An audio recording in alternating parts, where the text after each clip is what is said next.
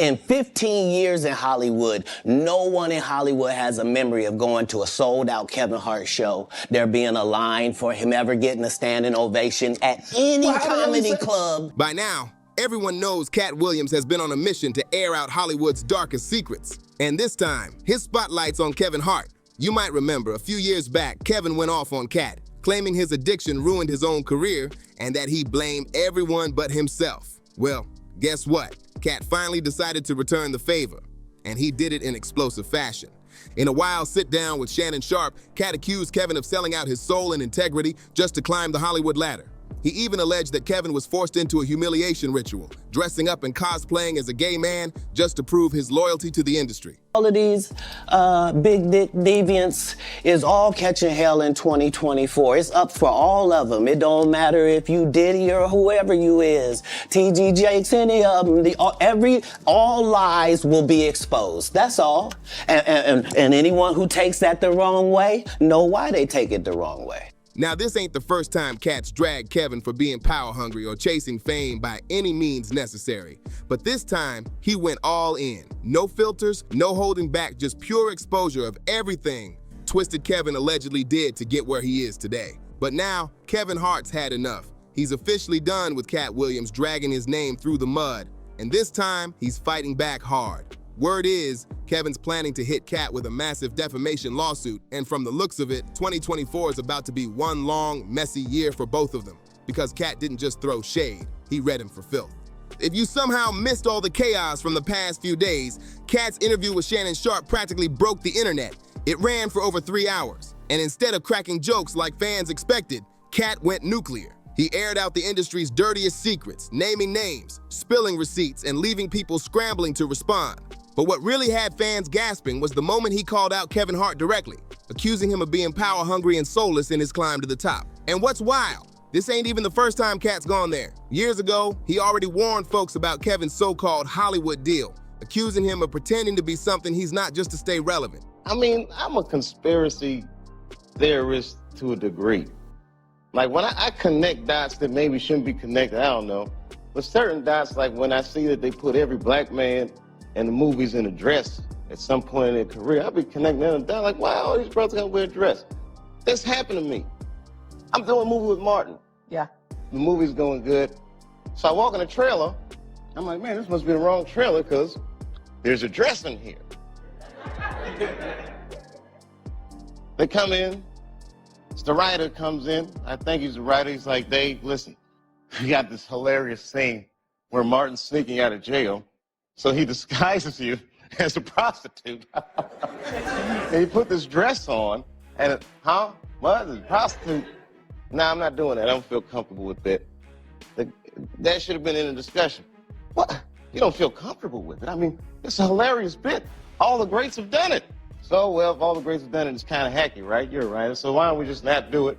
Because I don't feel comfortable wearing a dress. Oh, come on, Dave, listen, we got it all set up. We're supposed to shoot. Every minute you waste costs this much money. You know, the pressure comes in. He said, I'm not wearing no dress, man. I'm funnier than a dress. Just give me something funny to say. I don't even wear no dress to be funny. What am I, Milton Berle? You know, we're going like this. And then finally he's like, and he leaves. And then like the director comes, Dave, it really would be great if you wear the dress. So here's where it all ties back. Katt wasn't just talking crazy when he mentioned Kevin's so-called humiliation ritual.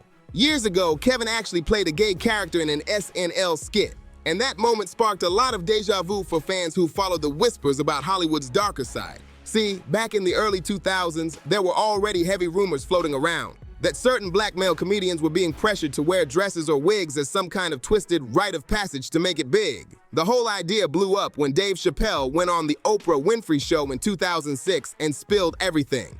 He revealed that while filming a movie with Martin Lawrence, producers tried to push him into wearing a dress, and when he refused, they instantly pulled out a backup script as if they were prepared for his resistance. That interview shook Hollywood to its core. Afterward, other celebs started getting pressed about where they stood on it, and one of them was Kevin Hart. But the minute it was clear, I was adamant, I'm not wearing a dress, I'm not wearing the dress. All right, fine, think of something else. Guy comes back 10 minutes later, the whole new scene, hot damn, how did you write the scene so fast? Kevin tried to laugh it off at first, but he still made one thing clear. He never compromised his morals or put on a dress just to please the industry. But not long after making that statement, Kevin Hart did a complete 180, stepping out on SNL in full drag, rocking a dress and a wig for the world to see. Fans couldn't believe it. The same man who once said he'd never compromise his morals was now doing exactly what he swore he wouldn't. Now, maybe it was all just comedy for Kevin. Maybe he genuinely found it funny, but a lot of people weren't buying it. They felt like he did it to please the higher-ups in Hollywood, to prove he'd play the game if it meant more fame, more power, more doors opening. And truth be told, it worked. Kevin wasn't some struggling comedian before that moment, but after that SNL skit, his career exploded. Suddenly, he was everywhere, starring in blockbuster movies, hosting major award shows, and becoming one of the most bankable names in comedy. Still, the backlash was brutal. Fans called him a sellout, forcing Kevin to jump on Twitter to defend himself. He said, "I wore a dress on SNL because I thought it was funny. I made that decision. Nobody made it for me. I'm my own boss." When Katt Williams was later asked about it, he didn't clown Kevin. He just shook his head and said it wasn't really Kevin's fault. Great comedian said that, in the industry, they tried to make him wear a dress. Have you ever ran into that with scripts? and is that something that, you wouldn't do, for... I definitely haven't ran into to put on the dress. I mean, you have to have boundaries. You have to have limits that you refuse to cross. For me, I know what they are. They've yet to been challenged, so I don't have to speak on them. I was asked to dribble a basketball on a talk show this morning. You look good doing it, though. Not that was a dress, but I was like, no, I'm gonna look stupid. At the end of the day, you got to know that you're a brand. Yeah. I'm a brand. You need to protect your brand at all times. When things happen that can possibly affect your brand, your brand can be diminished, and you don't want that to happen. So, protecting my brand is definitely a priority. According to Katt, Kevin was part of a long Hollywood pattern, a system where black men are made to wear a dress before being allowed to reach the next level of fame. And here's where it gets even darker. For years, fans have pushed the theory that Kevin Hart wasn't just another rising star. He was an industry plant, strategically placed to replace Katt. And after that SNL moment, the theory gained serious traction. Because while Kevin's star power was skyrocketing, the media suddenly began tearing Katt apart, painting him as unstable, addicted, and out of control. Katt eventually addressed those accusations himself in an explosive 2016 rant, and what he said only added more fuel to the fire. At the end of the day, Kevin doesn't have to worry about what people are going to say about him wearing a dress because of the long line of dress-wearing people before him. So now we have Big Mama's house 1, 2, and 3. Yeah. I've never seen Medea in a pantsuit. I think she wears dresses. So now I'm saying, why are we picking on poor little Kevin Hart? Because it was his turn next. Okay. After all that chaos, Katt Williams went quiet for a while. He stepped back from social media, laid low, but when he finally returned in 2018, he came back swinging. In a fiery interview, he didn't just speak his mind, he lit up the whole industry again, this time taking aim at Tiffany Haddish, calling her another power-hungry industry plant who sold out for fame and acceptance. Now, Katt didn't mention Kevin Hart by name during that interview, but Kevin definitely felt the heat. The reason I don't do Big Tigger is because I had a tumor in my upper jaw and they had to take it out and they had to block the whole right of my sinus with a piece of metal. So ever since I got out the Marine Corps, I can only breathe out of one nostril, boy. I get my blood tested every 3 months for the last 15 years. All narcotic tests have come up 0.00%. I'm 44 years old. Little Tigger. You look up my rap sheet. I have never had a DUI or a possession of anything, not even the I do every day. See, when you real, you can tell the truth about anything or anybody. Just days later, he and Tiffany appeared together on The Breakfast Club, and Kevin went all the way off. He called Katt a failure, said he'd thrown his own career away, and even claimed the only reason Katt wasn't on top anymore was because he chose to be a crackhead instead of focusing on success. That hit deep, and Katt wasn't about to let it slide. Within hours, he jumped on Instagram and clapped back hard, accusing Kevin of spreading lies just to protect his image and distract from his own Hollywood deals. The shots were fired publicly, and from that moment, it was clear this wasn't just a comedy rivalry anymore. It was a full-blown war of pride, power, and receipts. 6 female black comedians that I know personally that I put on tour who have a hard time getting a chicken sandwich from Chick-fil-A after they headline 7 shows at a club for $2,500 a week. But people like real, and that's why they is that like what her. they like? They love realness. Oh, because everybody's real then. So don't trip. No. Is they so ghetto? When did that become marketable? Knock it off. They like her because she want to sleep with a white man. That's why the only thing she said was, I want to give it to Brad Pitt. After that messy back and forth, Katt disappeared again, completely off the grid. No interviews, no live streams, nothing. But just a few days ago, he resurfaced. And this time, he dropped the biggest bomb yet. In his latest revelations, Katt accused Kevin Hart of selling his soul for power and fame. According to him, Kevin cut secret deals with Hollywood elites early in his career, trading loyalty and silence for success. Katt made it crystal clear that, unlike Kevin, he's never taken a payoff to keep quiet about what really goes on behind the scenes. He even reminded fans of the time he was allegedly blackballed from the industry after refusing to do a disturbing scene in Friday After Next. Producers had wanted him to act out a scene involving sexual assault. They thought it would be funny, but Katt stood his ground, saying there was nothing comedic about that. After production wrapped, Katt claimed every movie role he was promised mysteriously disappeared. And those same roles ended up going to Kevin Hart, who, according to Katt, was always willing to play the game. Frustration where Katt Williams comes from, you keep pointing at Hollywood. Hollywood this, the white man, this, and this. When do you take responsibility for your actions? You had the shot. Katt was in that position at one point. You were the guy. Yeah. You were set up to be the star. You didn't show up to work.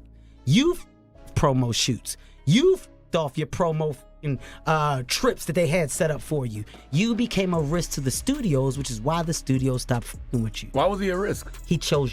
Oh, okay. Take responsibility for what you chose and say, you know what, I gotta fix me, and I'm gonna come back and I'm gonna stand up for comedy. So when you say Tiffany Haddish doesn't deserve or isn't really a comedian and these other women have worked hard, which they have. Shouts out to Melanie Camacho, shouts out to Lunel, shouts out to Leslie Jones, who are all underneath the umbrella of Katt Williams. Katt Williams, have you ever used your platform to fucking bring the people that were under you up? You haven't. So because you haven't, don't shit on those that now are. I've used my platform and I've brought my guys and girls up. The brand of Kevin Hart is a brand that's expanded so fucking far, whether you like me or not.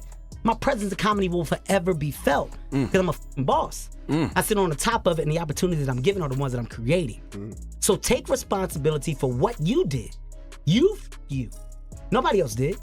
You don't hear Chris Rock, Dave Chappelle, the Kings of Comedy, Seinfeld. You don't hear George Lopez, Eddie Griffin. You don't hear who else can I go down the road of other comedians? Steve Martin, Martin Short. You don't hear the guys that got on top and that made it by doing what they love complain about the people that are coming under them. The reason why is because they're happy with themselves.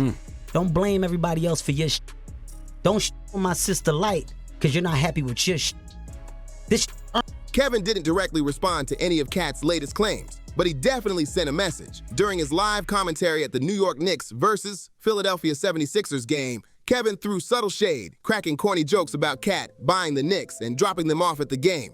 Fans instantly caught the subliminal. Kevin might have been smiling, but everyone knew that was his way of letting Katt know he wanted all the smoke. Now, reports are flying that Kevin Hart is gearing up to sue Katt Williams once and for all. He wasn't there and off making $85 million.